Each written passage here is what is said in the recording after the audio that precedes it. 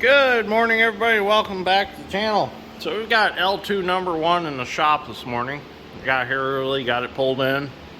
So I'm going to start fixing its little disaster over here. So as you can see, the cylinder drive belt ran off, wrapped up around the pulley back there. It's all wrapped up. When it done that, it come down and it caught the hydraulic line that raises and lowers the head. Now I've already taken that hose off. That hose is in pretty bad shape. That steel line is all bent up and twisted, and that compression fitting right there is leaking pretty bad, or flared fitting. So it pulled it, stretched it, bent it, destroyed it. So when I first got the combine, the hydraulic line that runs from the valve body blew out on it. So I had run a hose from the valve body up to here and then just connected that to the steel line. So now what I'm going to do is I'm going to take this T out, and actually the one that runs back to the valve body is perfectly fine. So I'm just going to have rubber hose made to go across to the other cylinder. I'm going to get this hose made new because it's in pretty bad shape. It tore the outside sheath off of it when the belt smacked it a couple times. So we'll just replace it all with rubber. And what we're going to do is once I get it all replumbed, I'll be able to raise and lower the head. So I'll take it back out, I'll take the head off, bring it back in so I can drive it farther forward to get it to the overhead door. Oh, hi Wilson. And I'll bring the Bobcat in, pull the drive tire off, then we'll change the belt. Just makes it a lot easier. You don't have to do it. I've done it out in the field without taking the tire off, but it sure is a pain in the butt with the tire in the way. So we're just going to go ahead and pull the tire off and make it our life a lot easier. So I'm gonna get started. Well, I got that steel line off and I got the hose off. That hose on that side I'm gonna replace also. Now before you do any of this, make sure you put the head prop down so the head can't drop on you. That's always safety first, always remember that.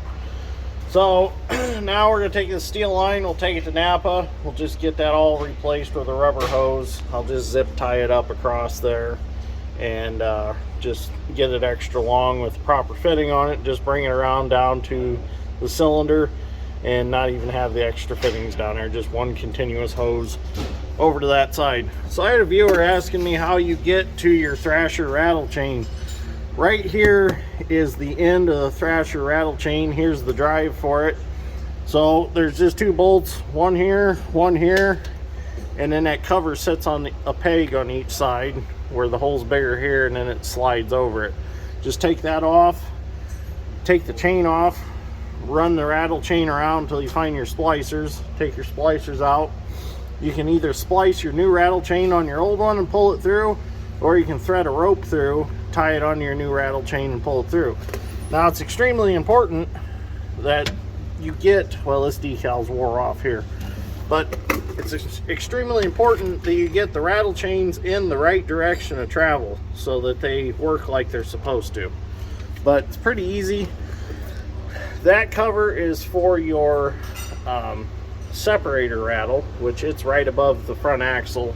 And then the Thrasher rattle is right in the middle of the Thrasher housing in the bottom. So you can also, there's two bolts on each side, you can pull them out and it'll swing down with concave and everything. So pretty easy to do. It's easy, you can sit under here and work on it, but make sure you put your prop in if you're going to sit under here and work on it. Okay, so we got our hydraulic lines all fixed up, everything's sealed up. I need to do a little zip tying down there yet. Doesn't look the best. So now I got the tire off out of the way. I do have a jack stand under the combine over there, and I still got the jack under the axle here. I'm gonna grab another jack stand, throw it under the axle, just for a little more safety.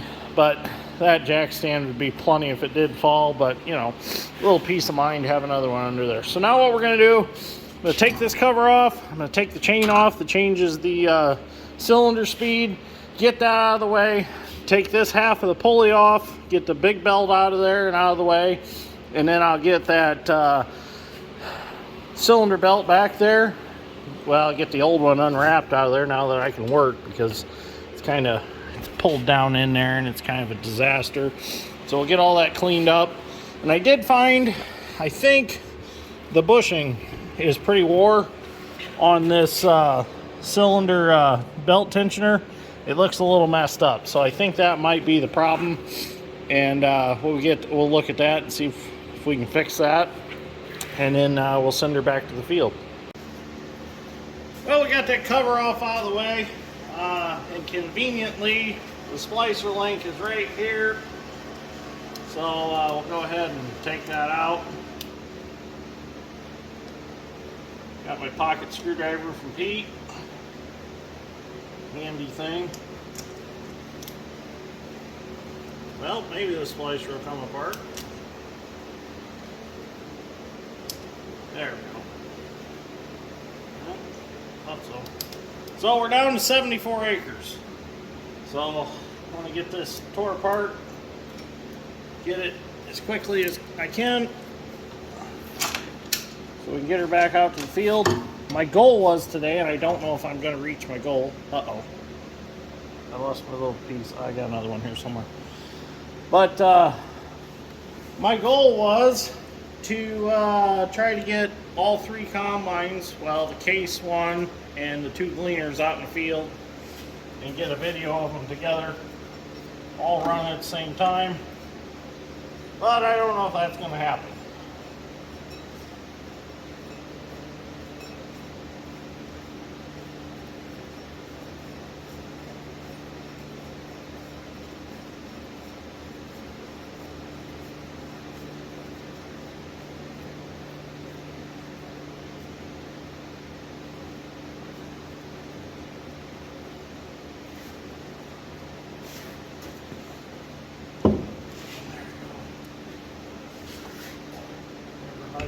Oh, that's right. I took that bolt was actually out, and that come completely apart last time. Okay, so I went ahead and I removed the dust cap. Go ahead and take the bolt out. Oh, it's reverse thread. That's right. Well.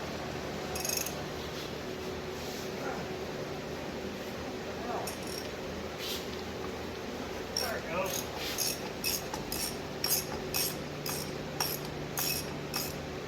Oh, yeah, whatever.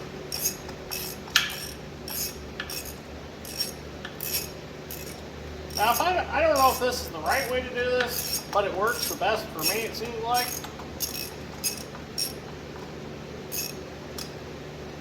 I'm sure there's probably somebody sitting there like, that's not how you do it. But if it works for him, I guess it works for him. It's much easier doing this with the tire off. Oops.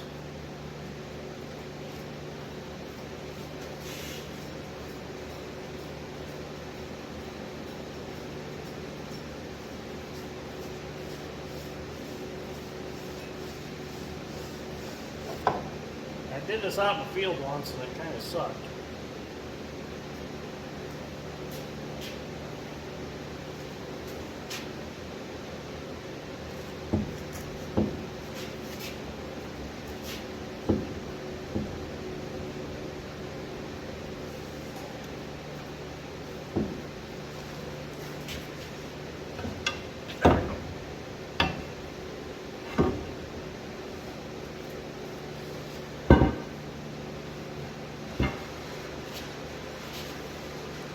Good.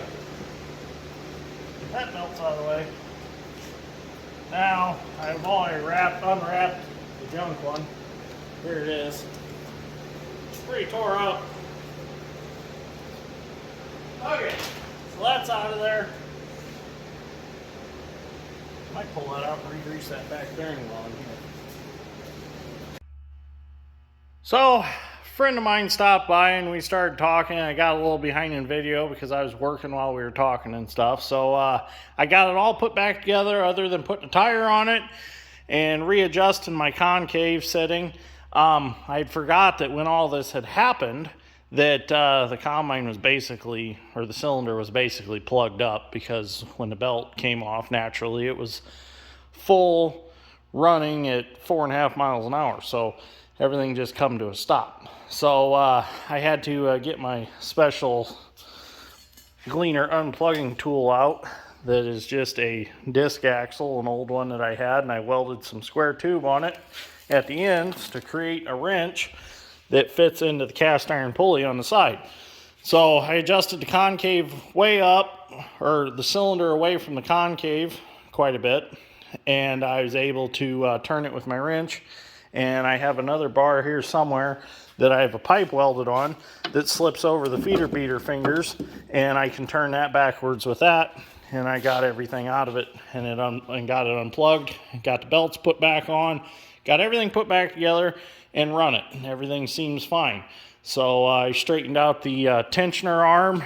The belt tensioner was cocked, and I believe that was what actually run the belt off. So I straightened that out, got that all the way it should be. So I think we're good now.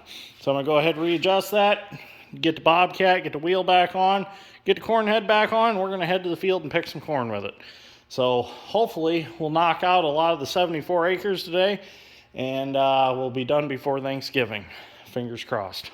Well, we got L2 number 1 back out in the field. I'm just breaking in this small section of the field real quick. Dad's picked all the long rows off so we can get to these short rows with the end rows. Kind of an L-shaped field here. But everything's running good. I did miss running this combine. I mean, don't get me wrong, I love number 3 also, but I think L2 number 1's my first love. So, and I think it's just because of the simple fact I've had it for 5 years and I've got it to the way that I want it to be, and I fixed everything on it. So L2 number 3 will come around. I'll get everything, all the small stuff fixed with it, and it'll be no different than running this one. So this takes time. It doesn't happen overnight of getting a combine the way you like it. So, but I'm glad to be back in this one, have it running again. I'm going to see if my sister will get some outside video possibly. And I would like to get some outside video L2 number 3. I don't know if that'll happen. Dad's pushing awfully hard to get all his corn picked today. So he's not the type that, you know, takes the time to take some photo opportunities or some video opportunity. But he is the type to overlap his inroads like he did here.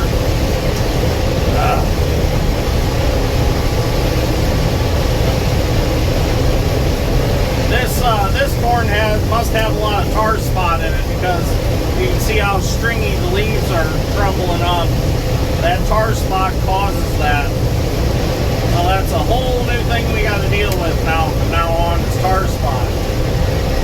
It is basically a fungus, and it's been around, it hasn't been around long enough that we've really figured out modes of action to take care of it. So as of right now, there's no variety of corn that really resists it. So kind of the only modes of action that they've come up with is about 2 to 3 applications of fungicide throughout the growing season. And another thing that they've realized is the tar spot can live in the crop residue from the year before, and if you no-till, the corn comes up through it, it could possibly get the tar spot right off the bat. So a mode of action that Dad and I have kind of thought about, if we do corn after corn, we're going to moldboard plow it, so that we roll all the trash under, and we end up with fresh dirt on top for the new corn crop to come up through. You know, we do have some, we have a 6 set, we have 2 6 bottoms, and we have 2 7 bottom plows. So we do have some bigger plows that we could use. And I wouldn't be opposed of buying like a couple 10 bottoms to put behind the 2 4-wheel drives, 2 articulated. So we'll see what happens with that. So tillage is a mode of action for tar spot, they have found. So, and it kind of affects any corn that has a wet leaf. So if it's along, like for instance right here along the fence row, it's going to be more susceptible to it because the tar spot floats in the air, the leaves are wet a long part of the day, and it could possibly get it. Especially irrigated ground that's wet very often. So we'll learn about tar spot more later. That's just kind of a little bit of a brief overview of it. It does affect the photosynthesis of the corn though. So it will definitely cause a yield loss. You're looking at like a 6 to 22 bushel or so yield loss if you have a tar spot issue. But like I said, it's a fairly new thing. So we don't know a whole lot about it yet.